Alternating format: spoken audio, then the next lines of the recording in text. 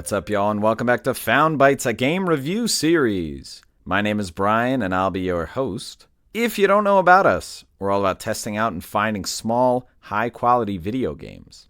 This is a podcast that aims to respect your time and money as a gamer and a consumer by sifting through storefronts and sales to find the gems that may be worth your precious resources. If you're interested in reaching out or helping out, feel free to email us at foundbytesgrs@gmail.com, tweet at foundbytesgrs, and also rate and subscribe to us on whatever podcast feed you're using. And we're now on YouTube. So if you or someone you know prefers to listen to shows on YouTube, please recommend them Found Bytes GRS on YouTube. But enough about the show. Let's get into our next game.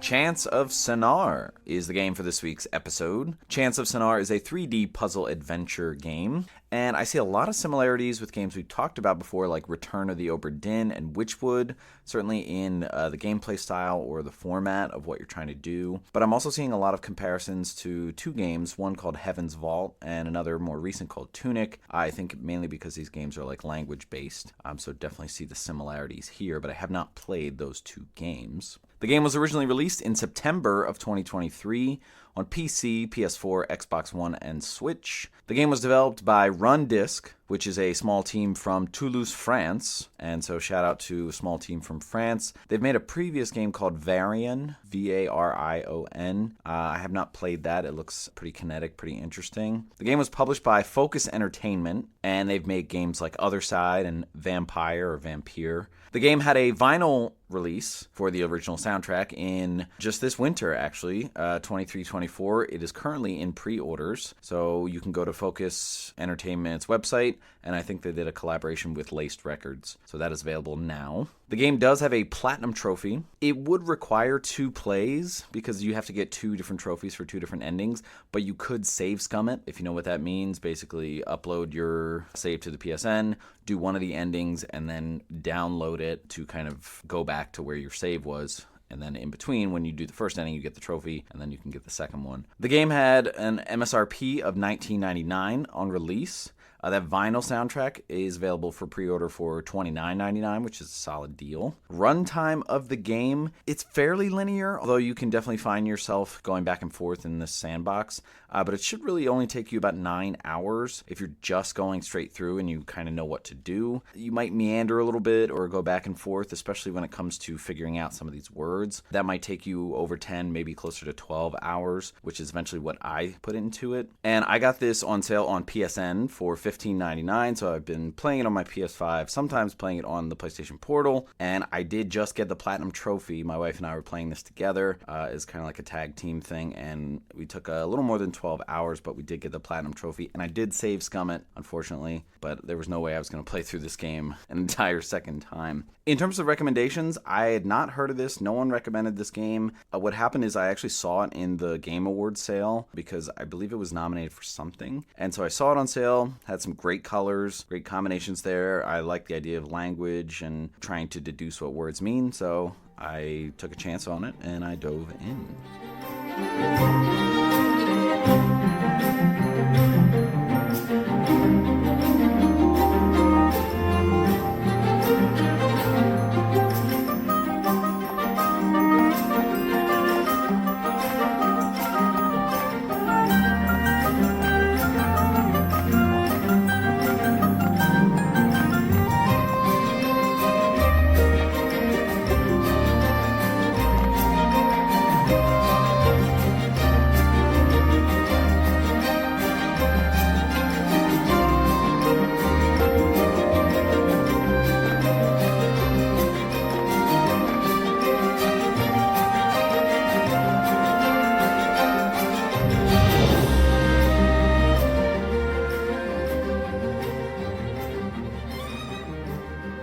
All right, let's talk gameplay for Chants of Sennaar. So let's go through some of the basics first. So this is kind of a third-person game. You're going to have this isometric camera, and you'll be able to move your character, and sometimes the camera will move with you if you need to like walk through a building or walk through a door or something like that, and you're still on that same screen. So the camera will move, but your character, you're able to move them with the joystick, and they're really just going to walk at one pace, but it's actually pretty fast, which is nice. And a lot of what you're going to be doing is interacting with different icons that are on the screen, and what's good about them is when you get close to them, if you press the button, they'll like automatically like walk over to it and do the thing. But some of these things might be going through a door or opening a door, going through an opening. It might be going up to view something closer, and this could be looking at words, looking at pictures, posters, or things on the wall. These could be machine interactions, so you might see a machine and you press the interact button and you kind of zoom in, and it's like the whole screen is the machine, and then you might have different buttons or levers that you can press. You're going to be talking to people, so when you interact, it'll bring up like conversation bubbles in a series of words. Some other things you might do are like assume the position. You'll see like a phantom icon for what your character could be doing. It could be involved in like a stealth level or portion of the level where you're crouching behind something, or it could be like blending in or following like a line of people walking in a certain pattern. And it's really interesting because you only have to press it once. You don't have to like hold it. It could be things like pulling levers to go up and down an elevator, and it could be to use an item that you have in your inventory that can interact with like a machine or something like that. Progressing in this game is interesting.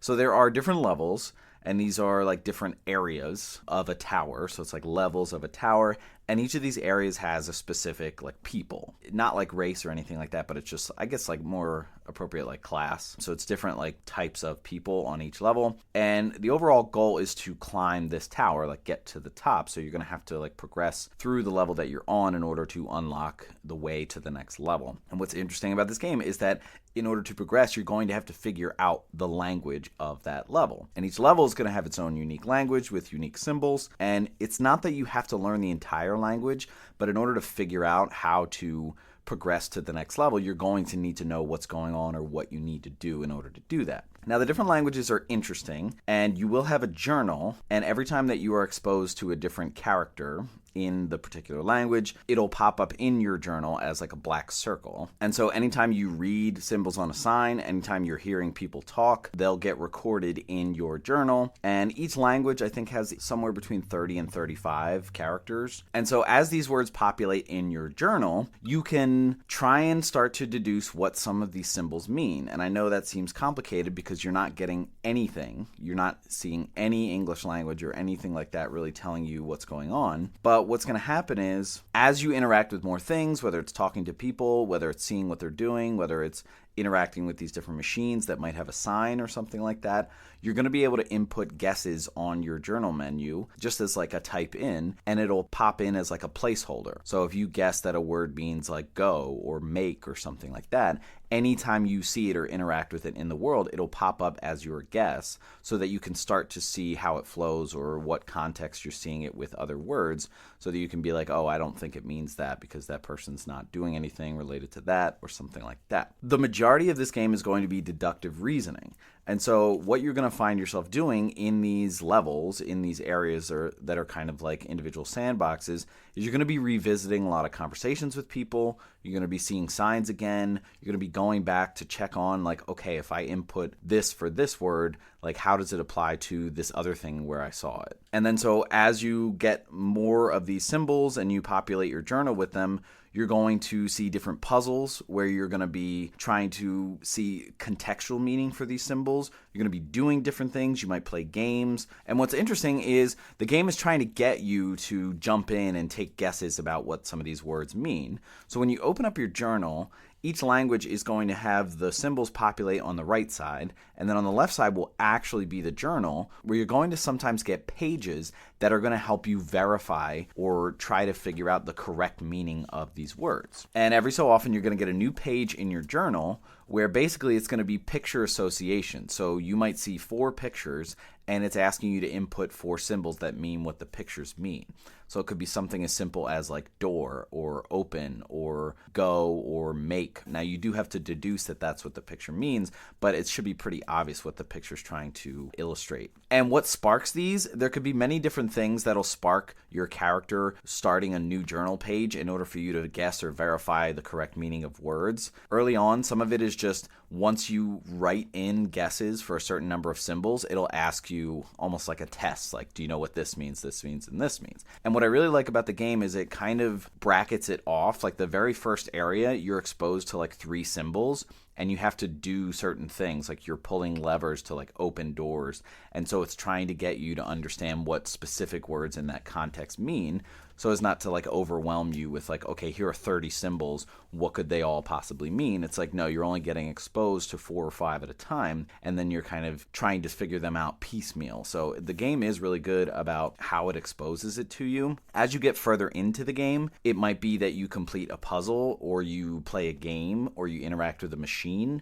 where now that you've seen these symbols in this context, whether you realize what their meaning is or not, it's going to give you an opportunity to guess, like as a journal page, like, okay, what does this picture mean, this picture mean?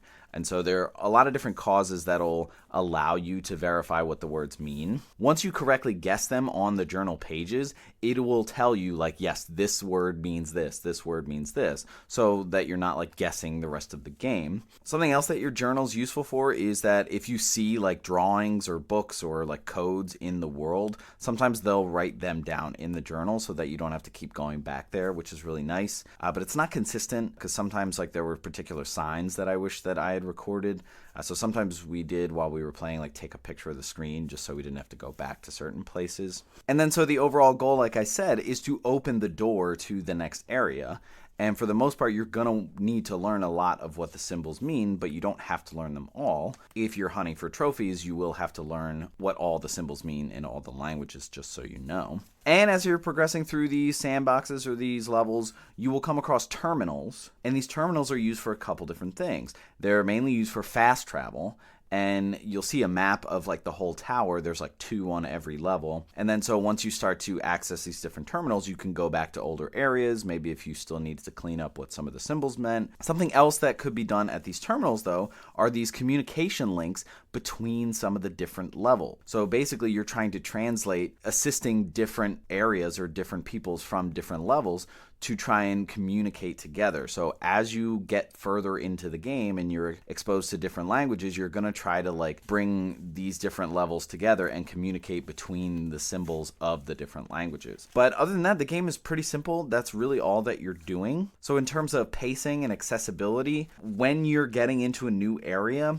there's going to be a lot of overwhelming possibilities. But like I said, the game is pretty good about exposing you to like, okay, here are 3 or 4. Once you kind of write in some guesses, or once you kind of interact with these certain machines that are around, we'll see if you can guess those before we start to bombard you with all of them. But that does ramp up. Like once you get to like the second to last level, like you are getting overwhelmed with a lot of symbols at once, but there are different opportunities to figure those out, which are really interesting. Pretty much you're going to go through the same process, finding a lot of symbols, starting to assign some guesses from context, and then find those new pages or trigger those new pages to kind of guide and pace the scope of what you're doing. In general, my advice would be patience, not persistence. So take time to digest, especially if you're not getting like 3 or 4 symbols and all of a sudden you got dumped like 5 more. I would say explore the whole area, because something that I was getting overwhelmed by was like, oh my gosh, there's another area we didn't consider, and we were banging our heads against a wall like trying to figure out these 4 symbols when we didn't have this other context. So if you're not seeing the whole area, you might miss out on something that might help you deductively. But a lot of it is going to be trial and error. I mean, there were times where we're like, I think this symbol means fire, and it wound up meaning something like up or something like that. And we're like, okay, we were way off. So the deduction, it's going to take time, but you're going to have those aha moments, even if you're just going back and forth between the same things. What I also like about this game is there is some variation in the gameplay. There are some portions of the level where you are kind of operating in stealth, where you have to either hide or crouch behind something as different things pass, or you have to blend in, which is really interesting. There are different games. It might be like a card game. It might be like some kind of electronic game or something like that. You're not going to know anything, but you're just going to get context from like if you lost the game or what could the rules of the game possibly be, which would allow you to maybe understand what specific symbols being used in the game are for. And then one thing that really is going to help you is that when you get to a new screen in a level, you can hit a button that'll highlight all the possible interactions that are on the screen in front of you. So this is really good because a lot of times like I missed something, like, oh, I didn't realize there was a door there, and that led to like a whole nother part of the area. So having that is really going to be helpful, and anytime you go into a new screen, just kind of hitting that to make sure that you're touching on all the things. Again, exposing yourself to all the different options or the different contexts that these symbols could be used in is going to be important for your deductive reasoning of figuring out these languages.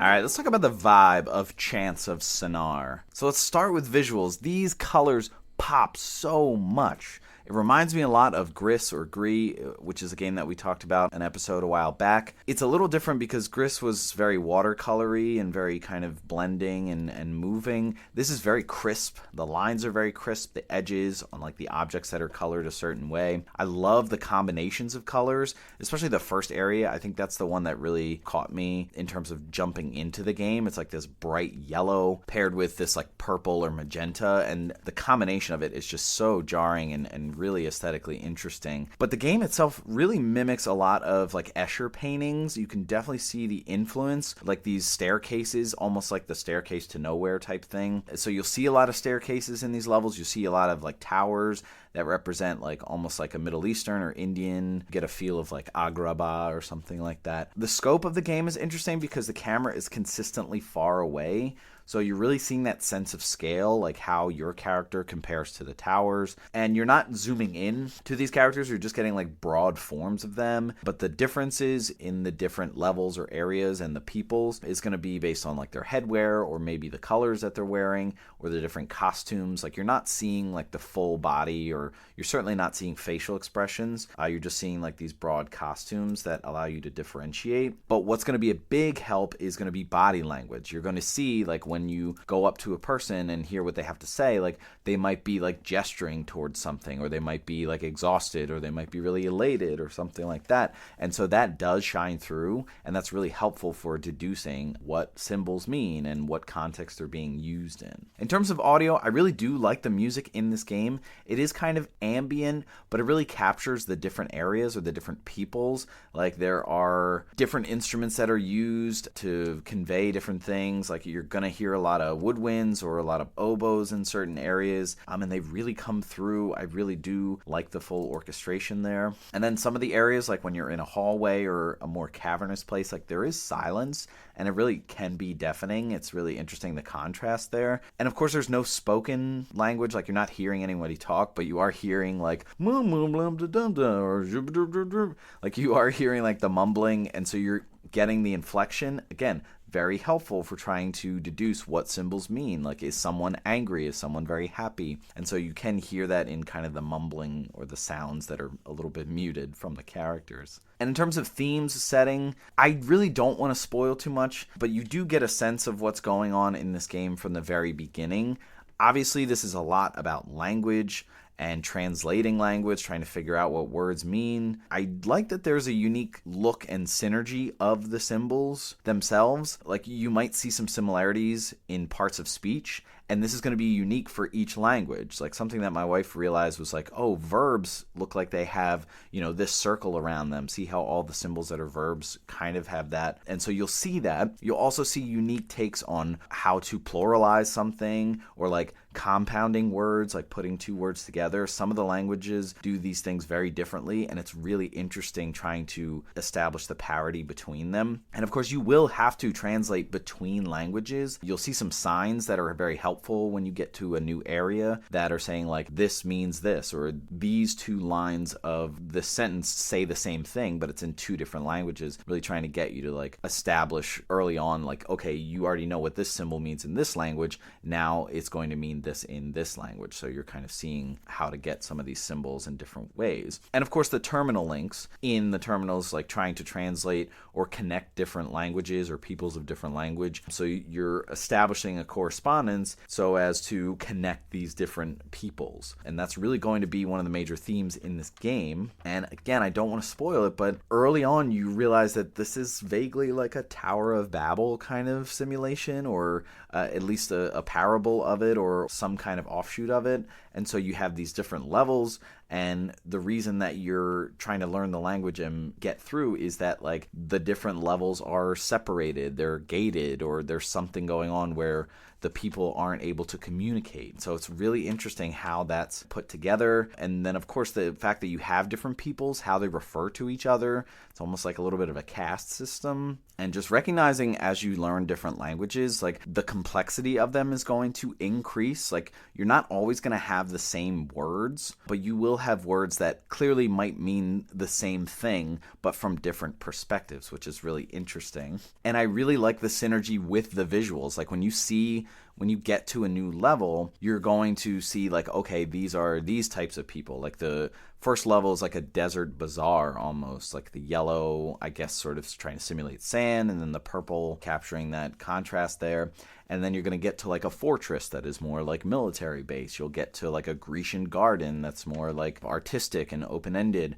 And so the things that you encounter, the different puzzles, the different games are really going to also reflect the complexity of that society, because I guess the game, I think, is trying to establish that they're getting more complex as you're going up the tower.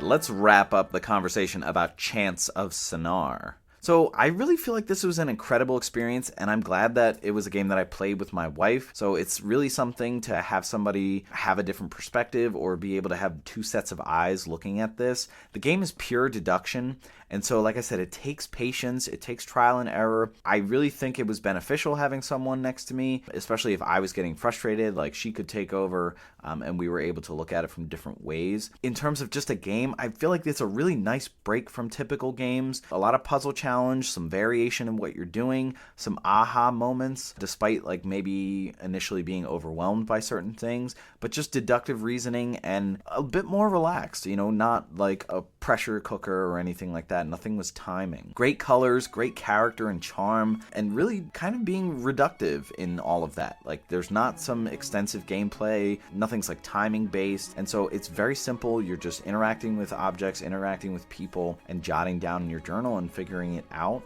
I really liked playing this on the PlayStation Portal, and I think this is a great game to play with someone. Like I said, having another set of eyes, really helping you see different perspectives or understand the symbols in a different way or a different context. In terms of value, I think $20 is good for this game. For all the character that comes with it, all the deductive reasoning. I got it on sale for $16. I am more than happy with that price. I think if you ever see it under $15 on sale, it's an absolute steal. I think this game is really worthwhile. It's a nice palette palate cleanser. It's something interesting, it's something different, and I think it will also be a nice game to change your perspective, because a lot of us are going through intense third-person action games, whether it's From Software games or whether it's some of the Sony first-party games, and having this is just like a nice palate cleanser, but also something that is challenging, that kind of ticks at your brain in a different way.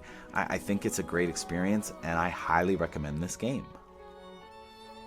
Alright, that's going to wrap it up for this episode. Stay tuned for our next episode to see what new game we found for you.